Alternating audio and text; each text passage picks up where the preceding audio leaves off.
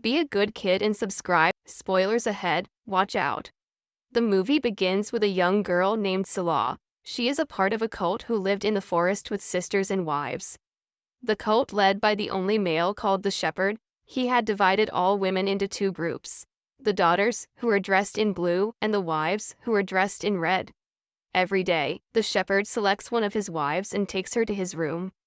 In the morning, the Shepherd and all the women are sitting in their religious place. The Shepherd describes how he rescued them from the outer world, provided shelter, protection, and blessed them with daughters. After preaching about himself, he sacrifices a lamb and blesses everyone. All of the women look to him as a savior and pray for him. Among all of his daughters, the Shepherd likes Salah the most because she was as beautiful as her mother.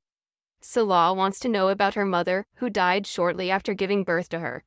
But the Shepherd ignores her question by compliments her beauty. Salah cherishes their moment, believing that she will soon be his wife. Eloise, one of the wives, blissfully shares her experience with the Shepherd last night. Salah is envious of her and begins to tease her. Tamar warns her for talking badly towards Shepherd's wives, and they end up in a fight. Tamar's mother settles the argument by ordering Salah to bring the leftovers into the hut, where the impure and sinned women reside. Salah meets one of the cursed wives, Sarah, and warns her about the Shepherd. But Salah disregards her warning as she considers her impure. While everyone is sleeping, Salah observes the Shepherd from the window.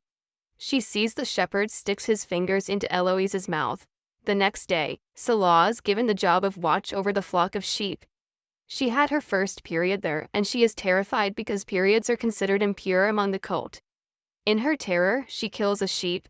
That night, Salah hides to check if the blood is still there. Turns out, it's still there. She wipes herself with wool. When the wives find out that the sheep died, they bring her to the church and the Shepherd forgives her. One day, a police officer arrives and warns the Shepherd to leave the place or he will arrest everyone. As a result, the Shepherd gathers everyone in their church and warns them that they must leave or the outside world will destroy them. The Shepherd promises them they will soon find a new home. Everyone begins to rejoice and dance joyfully.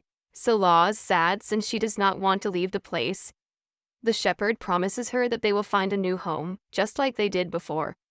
The next day, everyone packs their belongings and joins the Shepherd on his journey into the unknown. Salah admires the Shepherd and considers him to be their protector, therefore she trusts all he says. After a long journey, they arrive to an abandoned house. The Shepherd refuses to set up camp inside and asks everyone to spend the night outside. Salah gets her period again. This time, her sisters notice her and inform the Shepherd. Since the periods are considered to be impure, Salah is asked to stay with Sarah, isolated from others, until her periods are over. Sarah tells her that she knew her mother and that they were the first to be graced by the Shepherd. She also informs her that Salah's mother died from an infection that was left untreated by the Shepherd, not from childbirth. As they continue their journey to find their paradise, Salah imagines herself traveling in a car with a normal dad and her mom.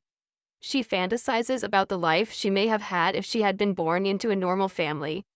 Later that night, Salah asks Sarah why she didn't just leave. She says it's because she doesn't know what's out there anymore and that she has nowhere to go. Noticing the closeness between Salah and Sarah, the Shepherd uses Sarah's weakness of longing for him and spends the evening with her. Salah is beginning to lose faith in the Shepherd and starting to have doubts about him. But she doesn't tell anyone else about her thought because she's afraid they'll think she's impure like Sarah. Salah rejoins the flock once her periods have stopped. They spend days searching for their new paradise. But one of the wives in their flock is pregnant and is about to give birth. She manages to give birth, but dies after childbirth. Sarah blames the Shepherd for her death and the older wives also resent him for this. Salah is now convinced that the Shepherd is unconcerned about them and has lost all faith in him.